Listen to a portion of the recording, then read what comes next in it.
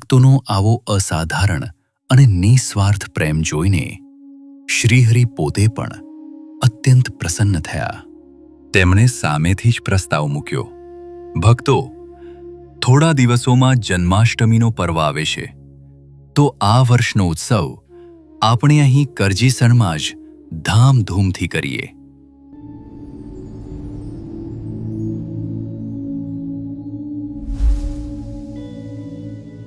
ચરોતરમાં દિવ્ય રસોત્સવનો આનંદ આપ્યા બાદ શ્રીહરિએ દંડાવ્ય દેશના ભક્તોને સુખ આપવા માટે પ્રયાણ કર્યું.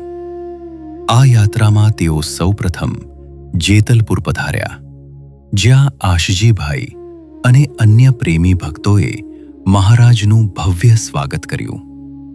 ભક્તોના અત્યંત આગ્રહને વશ થઈ મહારાજે ત્યાં ઘેર ઘેર પધરામણી કરી સૌના મનોરથ પૂર્ણ કર્યા. ત્યારબાદ અસલાલી ગામે વેણીભાઈ અને ગોપાળજીભાઈ જેવા નિષ્ઠાવાન ભક્તોએ પણ પ્રભુની સેવાનો અણમોલો લહાવો લીધો. એ સમયે અમદાવાદમાં દ્વેષી સુબાનો ત્રાસ ચાલુ હતો, તેથી મહારાજ ત્યાં જવાને બદલે સીધા જ મોટેરા પધાર્યા. અહીં પુરુષોત્તમભાઈ વગેરે ભક્તોએ ભાવથી સેવા કરી. મહારાજે અમદાવાદથી આવેલા ભક્તોને ધીરજ આપતા આશ્વાસન આપ્યું કે ચિંતા ન કરશો, થોડા જ દિવસોમાં આ વિઘ્નો અને ઉપદ્રવ શાંત થઈ જશે. મોટેરાથી આગળ વધી પ્રભુ અડાલજ પધાર્યા, જ્યાં મૂળજી ગઢવી વગેરે ભક્તોને દર્શન અને સેવાનો સુંદર લહાવો આપ્યો. ત્યાંથી કલોલ થઈને શ્રીહરિ ઓરગામે પધાર્યા અને શ્રીધરદાસ તથા જીવણદાસ જેવા ભક્તોના હૃદયને કૃતાર્થ કર્યા. વડુ ગામના ભક્તોની ઈચ્છાઓ પૂરી કર્યા બાદ મહારાજ કરજીસણ પધારવા રવાના થયા. કરજીસણ ભલે ભૌગોલિક દ્રષ્ટિએ એક નાનકડું ગામ હતું, પણ ત્યાંના હરિભક્તોનું હૃદય ભગવાન પ્રત્યેના અખંડ હેત અને ભક્તિરસથી છલકાતું હતું. જ્યારે સમાચાર મળ્યા કે મહારાજ પધારી રહ્યા છે, ત્યારે કરજીસણના ભક્તોમાં અનેરો ઉત્સાહ છવાઈ ગયો. નાનાભાઈ મહેતા, ગોવિંદજી, જાદવજી અને ભવાનીદાસ જેવા અગ્રણી ભક્તો ગામની ભાગોળે હારબંધ ઊભા રહી ગયા. મહારાજના સ્વાગત માટે તાસા, ઢોલ, શરણાઈ અને ભૂંગળ જેવા વાદ્યોના સૂર રેલાવા લાગ્યા. શ્રીહરિના પધારતાની સાથે જ આખું વાતાવરણ દિવ્ય આનંદમાં ગરકાવ થઈ ગયું. ભક્તોએ અદ્ભુત ઉમંગ સાથે વાજતે ગાજતે પ્રભુને ગામમાં પધરાવ્યા અને સૌના હૈયા હરખાઈ ગયા. શ્રીહરિના રોકાણ માટે ગોવિંદજી ભક્તની મેડી ઉપર સુંદર વ્યવસ્થા કરવામાં આવી હતી, જ્યાં મહારાજે પોતાનો ઉતારો રાખ્યો. નાનાભાઈ મહેતા, જેઓ મૂળ નારદીપુરના વતની હતા, પણ કરજીસણ ગામના ગોળ તરીકે તેઓ ત્યાં જ સ્થાયી થયા હતા. કરજીસણના ભક્ત ગોવિંદજી અને નાનાભાઈ વચ્ચે અત્યંત ગાઢ મિત્રતા હતી.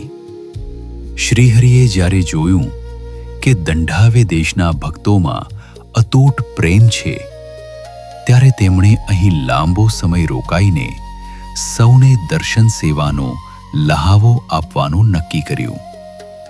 આ માટે મહારાજે પોતાની સાથે આવેલા કાઠિયાવાડી હરિભક્તોને પ્રેમથી વિદાય આપી પોતાના દેશ કાઠિયાવાડ જવાની રજા આપી. કરજીસણના દરેક ભક્તના હૃદયમાં એક જ અભિલાષા હતી, ભગવાન મારે આંગણે પધારે. ભક્તોની આ પ્રાર્થના મહારાજે સહર્ષ મંજૂર કરી. શ્રીહરિ દરરોજ અલગ અલગ ભક્તના ઘરે પધરામણી કરતા અને ત્યાં ભાવથી તૈયાર કરેલો થાળ અંગીકાર કરતા. સંતો માટે જ્યારે રસોઈ તૈયાર થતી, ત્યારે પ્રભુ પોતે ઊભા રહીને અત્યંત પ્રેમપૂર્વક સંતોને પીરસતા. જે દ્રશ્ય જોઈ ભક્તોના હૈયા હરખાતા. સભા માટે ગામની પૂર્વ દિશાએ આવેલા વિશાળ વડલાની જગ્યા પસંદ કરવામાં આવી હતી, જે ખૂબ જ શાંત અને સુંદર હતી. દરરોજ સવારે ત્યાં દિવ્ય સભા ભરાતી. જ્યારે શ્રીહરિ પોતાના ઉતારેથી સભા સ્થળ તરફ પધારતા, ત્યારે હરિભક્તો ઢોલ શરણાઈ જેવા વિવિધ વાદ્યોના ગુંજારવ અને ભક્તિમય કીર્તનો સાથે તેમને વાજતે ગાજતે લઈ આવતા. ભક્તોનો આવો અસાધારણ અને નિસ્વાર્થ પ્રેમ જોઈને શ્રીહરિ પોતે પણ અત્યંત પ્રસન્ન થયા.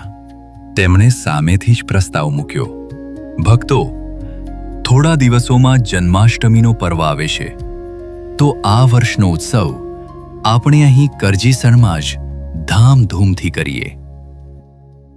મહારાજના વચનો સાંભળતા જ ભક્તોનો આનંદ આકાશને આબી ગયો.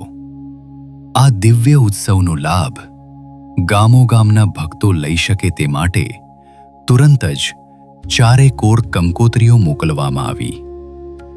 ભગવાનના તેડાની પત્રિકા મળ્યા પછી કોઈ ભક્ત ઘરે કેવી રીતે રહી શકે? ભક્તો સમજતા હતા કે ઘરના કામકાજ અને સંસારના વ્યવહારો તો ક્યારેય પૂરા થવાના નથી, પણ સાક્ષાત પરમાત્માની નિશ્રામાં આવો મોંઘેરો ઉત્સવ ઉજવવાનો લહાવો વારંવાર મળતો નથી.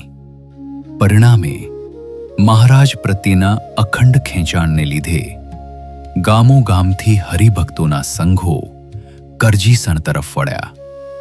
શ્રાવણ વદ સાતમ સુધીમાં તો નાનકડું કરજીસણ ભક્તોની ભીડથી ઉભરાઈ ગયું અને ત્યાં માનવ મહેરામણ લહેરાતો હોય તેવું ભવ્ય દ્રશ્ય સર્જાયું.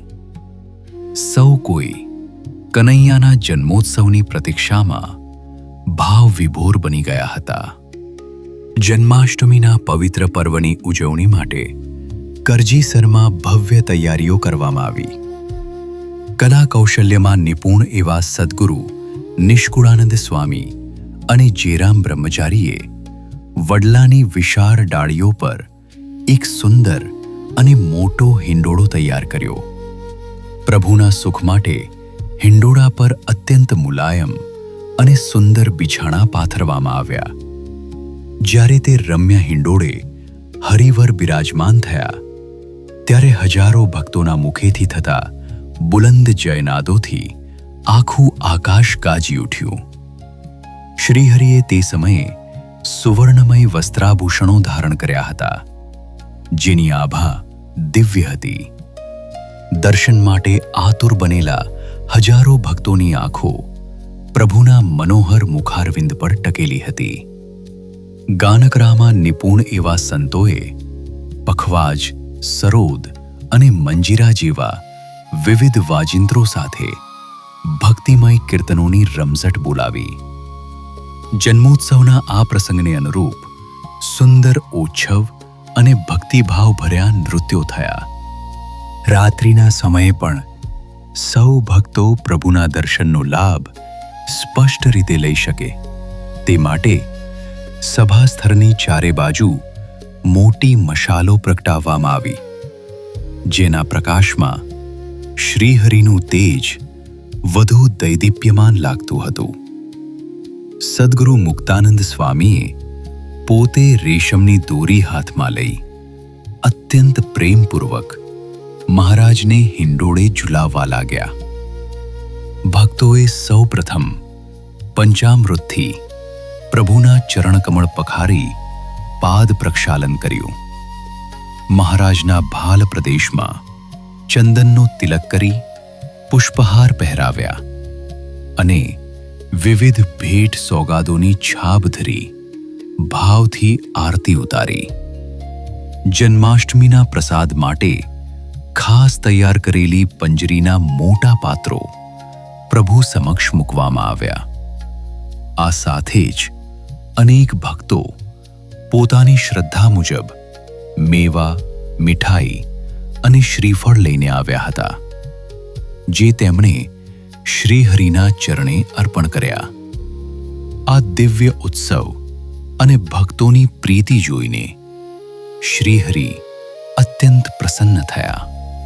ગોવિંદજીભાઈના પરિવારની સેવાથી ગદગદ થઈને મહારાજે સૌને આશીર્વાદ આપતા એક અદ્ભુત મર્મની વાત કહી. ગોવિંદજીભાઈના આખા પરિવારમાં જેવી એકતા અને સંપ જોવા મળે છે તે ખરેખર પ્રશંસનીય છે. જે ઘરમાં આવો પરસ્પર સંપ હોય તે ઘર કૂવાના પાણીની માફક અખૂટ ધન ધાન્યથી ભરેલું રહે છે. શ્રીહરિએ સંપનો મહિમા સમજાવતા કહ્યું કે જે ભક્ત ભગવાનના ખરા સ્વરૂપ અને મહિમાને જાણતો હોય તેને ભગવાનના આશ્રિત એવા અન્ય ભક્તોનો પણ મહિમા હોય જ. જો કોઈ વ્યક્તિ ભગવાનના ભક્ત સાથે સંપ રાખી શકતી નથી તો તેણે સમજવું જોઈએ કે તેણે પોતાના ઈષ્ટદેવ સાથેનો પ્રેમનો નાતો તોડી નાખ્યો છે. મહારાજે સ્પષ્ટ કર્યું કે જે ભક્તને બીજા હરિભક્ત પ્રત્યે ઈર્ષા કે દ્વેષ થાય તેને હજુ ભગવાનના સ્વરૂપનો પરિપૂર્ણ નિશ્ચય થયો નથી તેમ માનવું. ભગવાન સ્વામિનારાયણે સત્સંગીની વ્યાખ્યા આપતા કડક શબ્દોમાં ટકોર કરી કે સત્સંગી કહેવાય પણ જે પરસ્પર સંપ કેળવી શકતો નથી તેને અમે ખરો સત્સંગી માનતા જ નથી. કદાચ તે સત્સંગમાં રહે તો અમે તેને ટોકતા નથી, પણ એ વાત નિશ્ચિત છે કે તે અમારા અંતરનો સાચો રાજીપો ક્યારેય મેળવી શકતો નથી. જેને પોતાના જીવનમાં સાચું સુખ અને પરમ શાંતિ જોઈએ છે તેણે અન્યો સાથે સંપ રાખવો જ પડશે. કારણ કે જ્યાં સંપ છે ત્યાં જ સુખનો વાસ છે અને જ્યાં કુસંપ છે ત્યાં માત્ર દુઃખ અને અશાંતિ જ હોય છે. શ્રીહરિના મુખેથી ઝરતા આવા અમૃતમય વચનો સાંભળીને સભામાં બેઠેલા તમામ ભક્તોના હૃદય પરિવર્તિત થઈ ગયા. સૌએ મનોમન દ્રઢ સંકલ્પ કર્યો કે આપણે સૌ એક જ ભગવાનના સંતાનો છીએ અને આપણા સાચા માતા પિતા સ્વામિનારાયણ ભગવાન જ છે. ભક્તોએ વિચાર્યું કે જો આપણે અંદરો અંદર લડીએ કે ઝઘડીએ તો મહારાજ આપણા પર ક્યારેય રાજી ન થાય. આ દિવ્ય બોધથી પ્રેરાઈને સૌ હરિભક્તોએ નક્કી કર્યું કે હવેથી અમે એકબીજાની નાની મોટી ભૂલો કે વાતોને જતી કરીશું અને અહંકાર ત્યજીને પરસ્પર મનમેળ અને સંપ કેળવીશું. કરજીસણના આ સમયમાં ભક્તોને માત્ર જન્મોત્સવનું જ સુખ ન મળ્યું પણ શ્રીહરિના આ વચનો દ્વારા જીવનભરનું ભાથું મળ્યું કે સંપ એ જ સત્સંગનું સાચું ઘરેણું છે. આ રીતે મહારાજે સંપનો આદર્શ પાઠ ભણાવી સૌના હૃદયમાં એકતાની જ્યોત પ્રગટાવી.